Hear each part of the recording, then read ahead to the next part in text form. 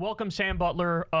Let me just say up front, dude, I read your article, Why Elon Musk's $1 million Presidential Lottery is Ominous, and I learned a lot of really interesting things in there that I did not know about the ideology and the philosophy that's guiding, I guess, what we can call the new right or the tech right. Honestly, my previous theory was that the new right is just the old right rebranded. Like, I thought they were exactly the same. But what I learned from your piece, and you can elaborate on this, is that the likes of Peter Thiel, Elon Musk, Curtis Yarvin, and those types, they actually have a new and different kind of philosophy, which is arguably even worse and more scary than conservatism 1.0. Yeah, it's interesting because the historical roots really dig in. And I think maybe the beginning of this modern era you could trace to the 90s and a book called The Sovereign Individual, written by, some folks who are prominent in this movement and who Peter Thiel often cites as one of the most influential books for him, which I think published in 1997 really charts out this trajectory of what a, tech-infused they use entrepreneurial society really looks like, where people can evade taxation and you can have these startup cities and things like that. So I think 1997 is one of the places where it starts. But again, you're not wrong. There's long ties to Milton Friedman, a lot of the stuff that was being talked about in the 70s and the 80s. And then even just going back to opposition to the New Deal and the welfare state in the 1930s. So talk to us specifically about Elon Musk, because, I was kind of late, I would say, to realizing just how important Elon's influence in this election is, both in terms of an election story, but more importantly, if Trump wins, how much power he would have. I was initially looking at it just through the lens of like his personal self-interest. He gets tens of billions of dollars in federal government contracts. He is immersed in all kinds of different lawsuits with federal government regulators that he would like to make go away. So, it's just sort of dollars and cents. Also, David started reporting he could get this tremendous tax break if he's put in a position in the federal government that could literally benefit him to the tunes of tens of billions of dollars. But what you really lay out is, in addition to all of that just like naked capitalist self-interest, he also has an ideological project that he's pursuing. Talk to us about some of the influential thinkers with regard to what Elon's ideological project is and what exactly his goals could be. Yeah, so with Elon, we see this, and I would point to Quinn Slobodian's work, Crack Up Capitalism here, which really documents a lot of this. One example we're seeing is his relocation to Texas and getting involved with the courts there, and sort of this idea that also in Nevada, corporations will be able to write the laws in these jurisdictions. And, Elon Musk going against the Delaware courts here. But to your point, to take it back to some of the thinkers, one of the most prominent ones here is Curtis Yarvin, aka Mencius Moldbug, who was writing a lot of this stuff in 2008. And the philosopher who's mentioned in the piece, Nick Land, is sort of writing the Dark Enlightenment in conversation, kind of referring to lots of quotes from Yarvin's work, basically articulating, this idea that a better form of government could be a corporation, like literally, a corporation where the people who are politically participating are shareholders. And this isn't just fantasy. This is based off of models like Hong Kong, and they specifically reference Hong Kong, which I wasn't that familiar with before. In Hong Kong, most of the electorate is literally corporations and interest groups. You have these interest groups for, the restaurant association or the mining association or whatever else. And these are literally the people who vote for the legislature there and who predominantly vote for their chief executive, their, highest leader. And so it works out in Hong Kong as an example. Residents only get to vote for 22% of the legislative body. The rest of the votes belong to corporations and interest groups, and only 0.02% of residents, the most wealthy and powerful, have a vote in the election of their chief executive.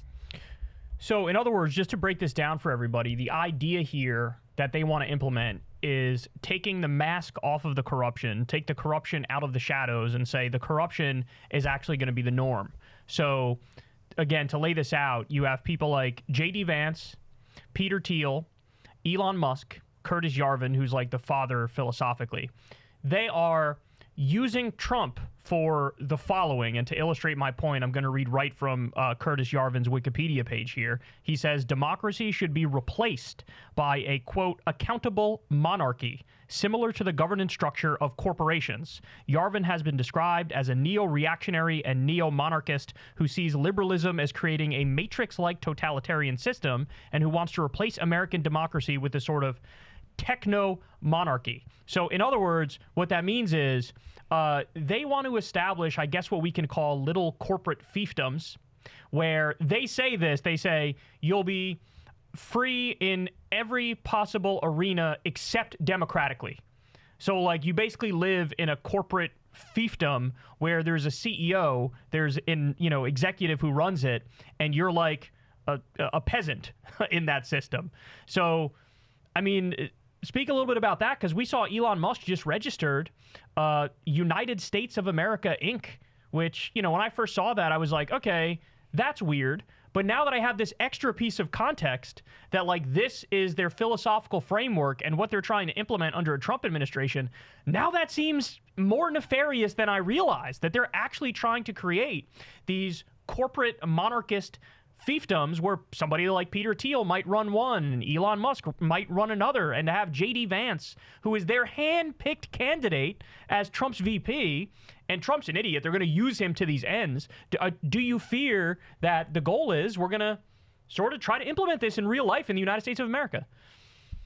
Yeah, so the way that I would break it down, and there's some different visions, I think a lot of this owes to a lack of specificity in what these people are talking about, like not really rooted in history despite what they're citing. So you have visions, they say it's like Singapore and then Hong Kong and then Dubai, and these are substantively different systems. But, to get to your point on this idea of corporate fiefdoms, I think what it amounts to is sort of carving out zones where a corporation, an executive, a wealthy person or elite will have sovereignty in that area.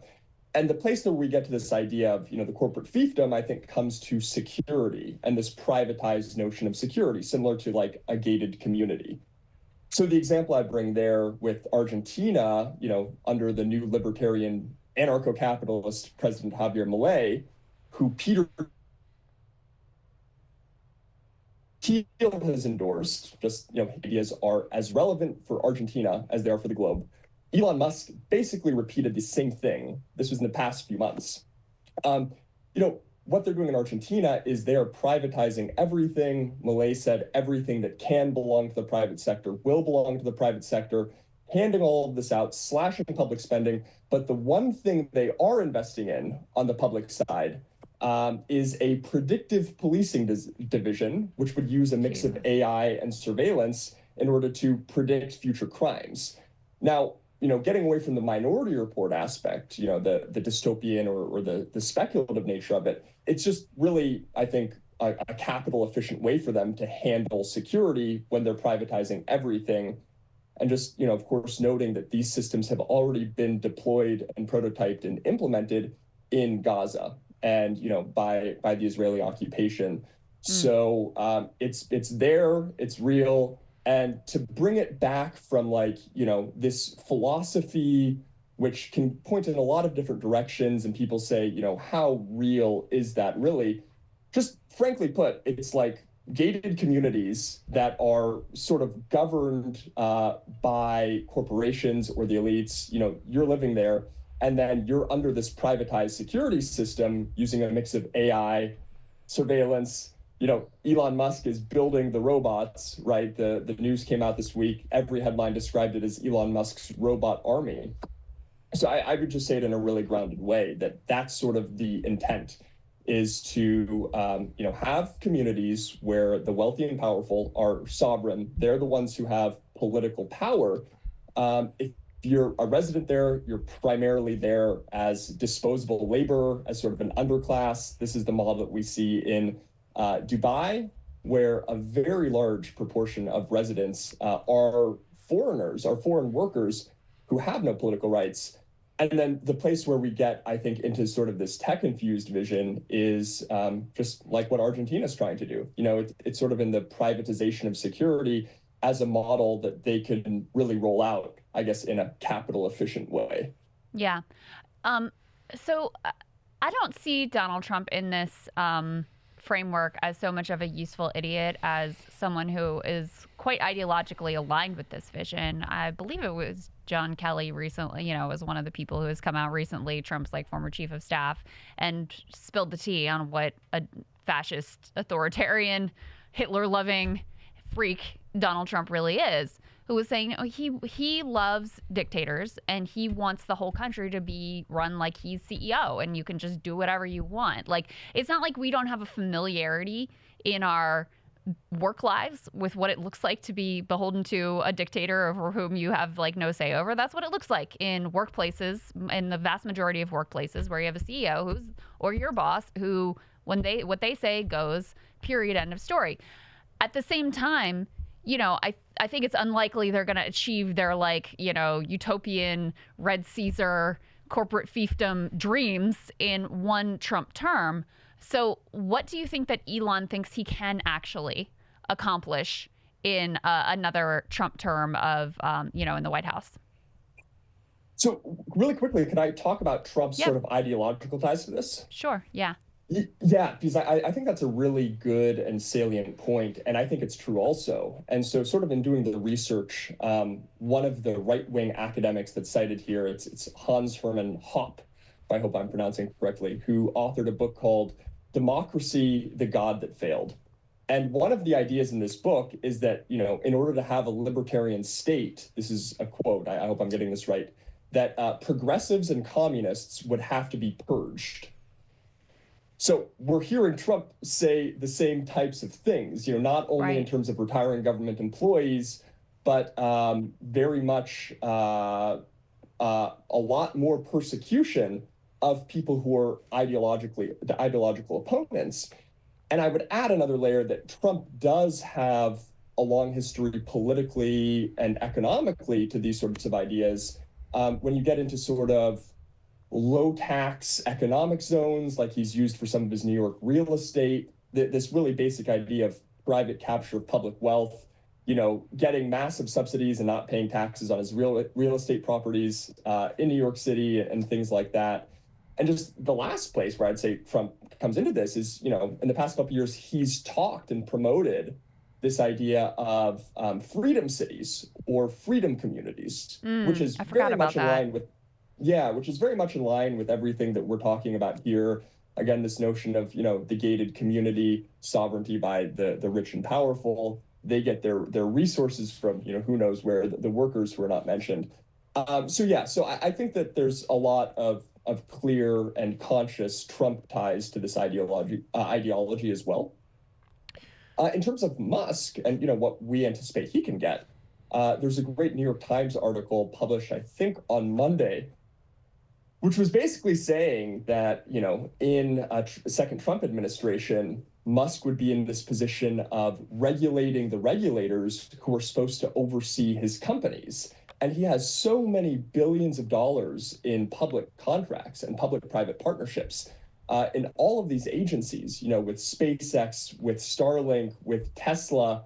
I think, certainly with Neuralink, they're being investigated in many cases. As an example, with Tesla, I think they're being investigated for some of the safety issues with some of these self-driving cars. So, that's one aspect, is that Musk would be able to regulate or have power over the people who are supposed to be regulating and putting a check to him. And then the other aspect, just one note, is in a second Trump administration and a replacement of FCC Chair Lina Khan with, a Trump loyalist, that could mean, this is just one example, another $1 billion in contracts for rural broadband subsidies to Musk. And that was denied Musk in the Biden administration, in part because this was supposed to be for rural broadband internet. And Musk was, trying to use it to fund an internet scheme in a New York airport. Right. So it's very legitimate grounds that this was denied. So I think there's sort of an anticipation that, you know, more ability to have sort of private sway, private influence over these contracts, over the conduct of government. And again, he and Thiel said it themselves in the past couple months, looking at everything Milei has done up to now, after Milei has talked about everything that can belong to the private sector will belong to the private sector. They say these ideas are as relevant globally as they are to Argentina. So I think that gives the game up right there. So let me walk everybody through this aspect of it. You have Curtis Yarvin. He talks about rage, retire all government employees, right? You have Elon Musk and Trump have talked about the DOGE agency, which is Department of Government Efficiency. And you pointed out something in your article I actually didn't know. And I'm surprised I missed this somehow, but as part of Project 2025 is getting rid of this thing called Schedule F, which basically means they want the career nonpartisan bureaucrats to be basically totally all gotten rid of, and for Trump to rehire some number of them, but make them all MAGA loyalists effectively. So what this means in practice is the EPA, the NLRB, the Consumer Financial Protection Bureau, the FTC, like all these different people who do all these different important nonpartisan jobs, get rid of them and, you know, fill some of the positions with utter partisan hacks and like handcuff these agencies so they do nothing and then make it so that the private sector sort of regulates itself. So the way that I'm connecting all these dots, is this how you see it too? That you have Yarvin talking about retire all government employees, rage, Trump and Elon talking about DOGE, Department of Government Efficiency, which is the same thing. And then you pointed out Trump already signed an executive order to get rid of Schedule F. And he just wasn't able, he did it like at the end of his administration. So when Biden came back in, he was able to reverse it. But under a Trump second term, if in the first day he signs an executive order to get rid of Schedule F again, the entire administrative state is poof, gone. Yeah, you know, absolutely. And I've heard this from somebody involved in the public sector, and I'm not completely sure on, you know, why the timeline came so late in the Trump administration for the executive order Schedule F. But one thing I heard actually was the purpose of signing that so late at that point after the 2020 election was actually to totally freeze the administrative state at the beginning of the Biden term, where what they were actually going for and what they were hoping for with that was that Schedule F would come into play before Biden's inauguration, kind of before all of these positions could be appointed and filled. And basically you'd have this step of all of these employees could be fired. And then it would take so much, you know, legal work. It would take so much time. At that point, the administrative state, the civil service, would be completely frozen. So that was, you know, sort of their backup plan for, you know, Trump not winning in the 2020 election was, you know, at least if we're not going to win, we're going to try to totally stop the public sector anyway by just making it impossible for the Biden administration and anybody working in it to do anything. So that was kind of shocking for me to hear, and probably how close it might have come to fruition. And yeah, then I would agree with you. I think that's absolutely right. How does the development of AI play into all of this? Because, yeah, we're talking about a broader, like, right-wing tech movement. We've seen, you know, this isn't AI, but associated crypto. Trump totally flipped his view on crypto. That's right. Kamala, I mean, crypto has basically already won this election, That's sadly. right, yeah. You know, Kamala's already, like, signaled she's going to be far more friendly than the Biden administration has been. They have spent more money than any other industry in the 2024 elections. And after they effectively were able to kick Katie Porter out of her seat by dumping tons of money into a race against her, a bunch of other politicians, Democrat and Republican, got the message like, okay, we just better do whatever the crypto people want us to do. But, you know, specifically with regard to AI, it seems like this pivot to like tech oligarch takeover is coming at a particularly like fraught moment where AI development is taking off. It's already in the hands of a few giant tech companies. And, you know, it's very hard to predict how impactful that's going to be in all of our lives moving forward. Yeah, I think that's a great point. And I would break this down in two directions. You know, one, what we're seeing proposed in Argentina, which has sort of already been deployed in Gaza. which is the notion of using AI and mass surveillance to execute on these, security objectives, to crush dissent, or to persecute people, or potentially worse ends like that. So that's one aspect where I think it comes in, right? So we could see that, for example, like in the mass deportation plan, you could see the deployment of AI in order to, turn every community in America into an absolute police state and, round up legal and undocumented immigrants in order to put them in concentration camps and ultimately deport them. Yeah, I mean, I think this is the direction. So, one way this has been documented in Gaza is that the Israeli occupation will use AI to monitor all of the social media and even like the WhatsApp group message posts of Palestinians. And as an example, when they find that a Palestinian person has posted a message on social media or in a WhatsApp group about the death of their loved ones, that is then, a future crime, and that person is, traced and targeted and rounded up for detention. Wow. So that's one example of how this, really hits home in social media. And then we see, Musk has access to all of this data already. So that's one side of it. And then I think the other aspect where AI comes into play on this is just labor and displacing labor and workers' rights in capitalist interests, and sort of better enabling these tycoons to get what they want, potentially in these gated communities or in these corporate fiefdoms, without having the same types they would believe, without having the same types of dependence on the underclass of workers that they've created. And that becomes interesting when it comes to sort of manual labor and what they anticipate there. And then you also see some tie-ins to what Musk is doing and making with those robots. They've certainly talked about this being a replacement for manual labor, and what some of the more agile kind of robotics companies are doing. But yeah, so I would see it on those two ends, is one, sort of monitoring, surveillance to advance these basic fascist security aims. And then the other side being, this is a way where we can detach ourselves from our dependence on workers. And, we can separate that even further out, ultimately, giving them more power over, what will be, and having less of a role for workers and labor and kind of all of us to play in our lives.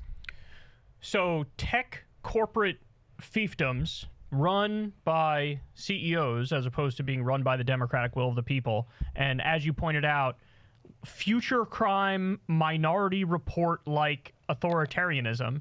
And I guess I have to ask, everything you're laying out here based on, their own words, what they say they want to do, what the philosophers behind them say they want to do, where the hell are like the right-wing conspiracy theorists who always, harp away on this sort of stuff, this authoritarianism from a cabal of elites and the globalists? I'm thinking of people like Alex Jones. He's hopping in bed with the people who want to do the things that he pretends to be against. Yeah, absolutely. And in digging into this more, China is kind of the bogeyman of the moment for America and for many of these far right-wing people. And yet the system that they very much could be advocating for, and the direction that Elon Musk would maybe take us in, is this sort of Chinese state-run capitalism. So you're right. There's absolutely a contradiction between these sort of libertarian ideas and sort of the overwhelming, state role and I guess, power and dominion that these models would imply for us living in these places. Doesn't Elon have big connections to China as well? Oh, Doesn't he get a lot of subsidies from them? Yeah. I mean, is it Tesla's biggest market? It's certainly, if it's not number one, it's number two. And huge ties, and, won't be critical of the Chinese government. And this is another thing that's just totally overlooked by the right when it comes to Elon Musk and Trump.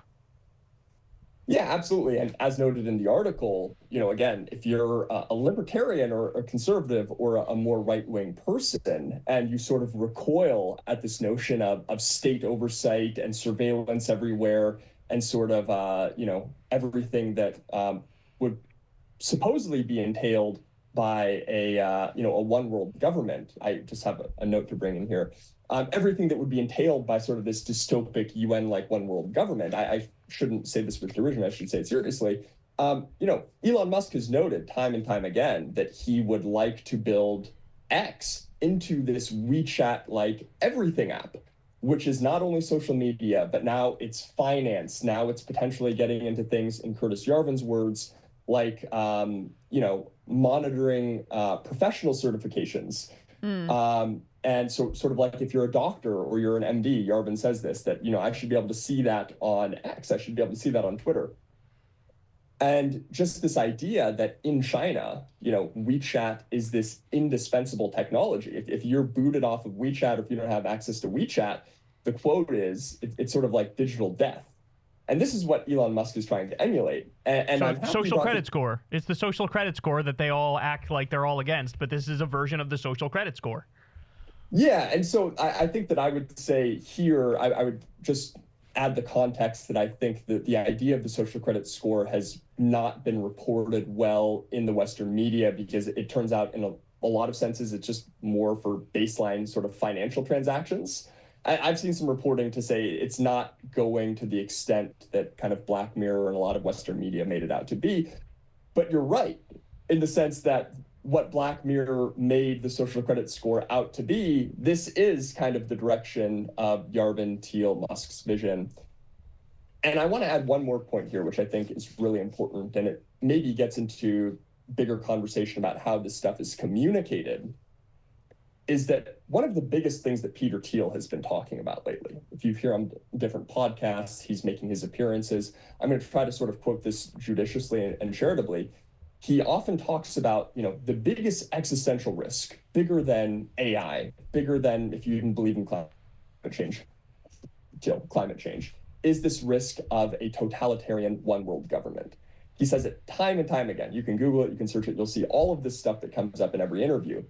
And yet you're absolutely right, Kyle, that if we could imagine what a totalitarian one world government looks like, I mean, maybe they're thinking many totalitarian one world governments, all across the world, but this is very much it, this mix of AI, surveillance, you not having any rights politically or in terms of labor or really over the jurisdiction or self-determination of your life and within your community. So I think it's a really good point to bring up. So the flip side of this is Elon may have all kinds of grand plans, but he's also kind of an idiot who messes up a lot of things. So even with his involvement in the Trump campaign, there's all kinds of reporting about how his canvassing efforts are kind of crashing and burning. Most of the door knocks are, according to its own organization, are fake, or like a quarter of them 25% are fake. And, I just was talking to Dave Weigel, who was just on the ground in Wisconsin, who was kind of validating that it looks like the Republican ground game, like relying on turning points and Elon Musk, is not working out all that well for them. Doesn't mean they're going to lose the election, but the ground game piece of it is kind of falling apart. So, we're all acquainted with Elon Musk's many grand plans, but if he actually was able to execute on these things, we'd all be like living on Mars or going through super tunnels from LA to New York or whatever else preposterous things that he's proposed over the years. So how much capability does he have to execute on these grand schemes that he may have? So I would change that question a little bit to say, what is the intention of the grand schemes, and, what is his ability to execute on the intention? And I think that, you mentioned the super tunnels, and one example of this is there was the Hyperloop that was proposed in California. We saw plenty of articles about this going back, 10 years. And it turns out the grand scheme wasn't to build a Hyperloop. The grand scheme was to stall a California rail transit project. Right, being a guy who's selling electric vehicles and has his business interests there. So I guess I would differentiate, what he's articulating as the grand scheme and, what he's actually operating on behalf of himself. Go ahead. Okay, so I mean, in terms of what he is able to execute on, right, is the privatization of government, getting more kickbacks, getting more contracts, getting billions in rural broadband subsidies, and then sort of using that to roll out paid internet programs in airport, or if they're paid or not, they're getting your data, whatever else. So that's what I would comment on that side of things. And then, in addition to Musk, obviously, there are so many other people in this picture. And I think that, Curtis Yarvin, as an example, if you hear him speak, he'll often distance himself from Trump, from Vance, from Musk, from Steve Bannon. He'll say, I'm not friends with these people. I've never had a conversation with Elon Musk. Elon Musk's security wouldn't let me close to him. He'll say the same thing for Vance or Trump. And, I think the point is that. All right, guys, this is just a tiny piece of a larger conversation about the future that Elon Musk wants and Peter Thiel wants and Curtis Yarvin, their philosopher king, wants. And the idea of it is they basically want a kleptocracy or an oligarchy or corporatism on steroids. So if you want to learn the details and the specifics and what they have planned and why they're so connected to the Trump administration, click below on Substack and sign up and you can get the full interview.